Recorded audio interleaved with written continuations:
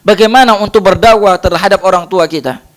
Kita ingin mendapatkan orang tua kita hidayah, mungkin orang tua kita belum menjaga sholat, mungkin orang tua kita terjatuh dari perbuatan riba, maka hal yang pertama tunjukkan adab kita. Bagaimana kita terhadap orang tua kita? Apakah kita acuh tak acuh? Kalau kita telah bekerja, pernah tak kita menyisihkan uang kita untuk orang tua kita? Pernah tak kita menanya kabarnya? Pernah tak kita menjenguknya? Pernah tak kita menanyakan kabarnya? Hadirin yang semuliakan karena Allah Subhanahu wa taala. Bagaimana kalau Allah enggak pernah menanyakan kabar, enggak pernah ketika datang rumah membawa hadiah, tidak pernah menyisihkan uang saku kalau bekerja, datang-datang, jarang pulang ke rumah, datang ingat, Pak, ini enggak boleh, ini haram, ini perkara syirik. Hadirin yang semuliakan karena Allah, siapa yang akan menerima hal terdemikian?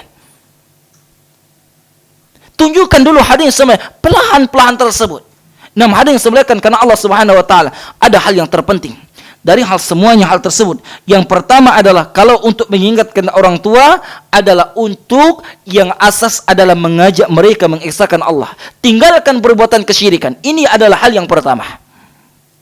Sebelum antum suruh dia sholat, apalah daya kalau dia bersilat, misalkan di pinggangnya masih ada ikat hitam gitu misalnya, di rumahnya masih begini dan begitu, masih percaya kepada ini dan itu, hadirin yang semuliakan karena Allah Subhanahu wa taala. Bagaimana dia ingin percaya, hadirin yang semuliakan karena Allah Subhanahu wa taala, kalaulah antum ajak dia salat, apakah salatnya diterima? Tidak diterima oleh Allah Subhanahu wa taala kalau masih pelaku kesyirikan. Maka yang pertama, hadirin yang semuliakan karena Allah Subhanahu wa taala, adab dan akhlak ini tidak sedikit di kalangan para sahabat, mereka memeluk agama Islam karena melihat akhlak Rasulullah sallallahu alaihi wasallam. Tidak sedikit dari kalangan kaum muslimin, mereka memeluk agama Islam, mereka melihat akhlak para sahabat radhiyallahu anhum ajmain, dan seterusnya para salaf kita dahulu. Maka hadirin yang semuliakan karena Allah, pelajaran bagi kita, untuk pengingatan bagi kita. Jangan sampai kita mulai untuk belajar agama, orang jadi takut dengan kita. Yang dulu ramah biasa senyum, sekarang sudah enggak mau senyum. Yang dulu biasa bantu gotong royong, masyarakat sekarang enggak mau.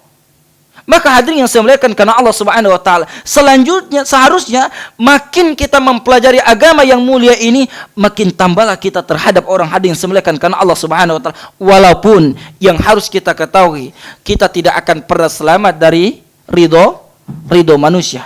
Tidak akan pernah kita dapatkan ridho manusia tersebut, walaupun apapun yang kita lakukan, walaupun kita berikan emas permata sebesar gunung, tak akan pernah kita bisa akan membuat manusia seluruhnya ridho kepada kita. Nah, kaum muslimin dan muslimat yang saya muliakan karena Allah Subhanahu wa taala. Dan saya berikan contoh, dan ini berkali-kali saya sampaikan tadi kan, contoh adab, dan mungkin agak remeh. Memang lama terkadang, tapi bekasnya besar. Hadirin saya muliakan karena Allah. Saya ada punya ikhwah di Taman SMA, rutin ikut kajian saya.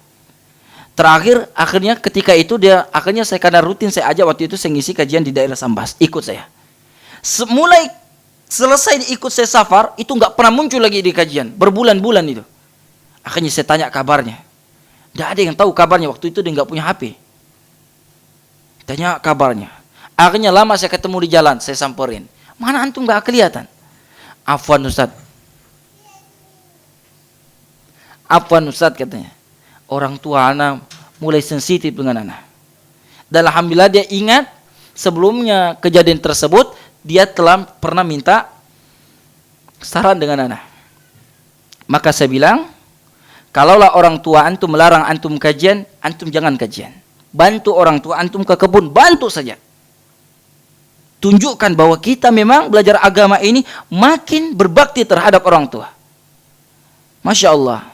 Tidak lama kemudian 3 bulan tuh, bayangkan 3 bulan lebih, mungkin 3 bulan nggak muncul, lama laut luluh hati orang tuanya. Sekarang mau kata orang nginap di saung pun nggak jadi masalah, orang tuanya nggak marah. Misalnya saya ngajak kemana pun nggak masalah orang tuanya. Maka orang tuanya bisa melihat, oh berarti anakku pelajari ini benar. Kalau ada orang yang belajar agama, malah kepada orang tuanya kasar, dipertanyakan apa yang dipelajari, hal demikian. Hadirin yang semuliakan karena Allah Subhanahu wa taala. Dan itu juga bahan introspeksi bagi kita. Untuk semuanya, seharusnya kita mempelajari ilmu adalah membuatkan kita, hati kita lembut. Membuatkan kita selalu dan senantiasa cinta terhadap Allah Subhanahu wa taala, cinta terhadap Rasulullah sallallahu alaihi wasallam.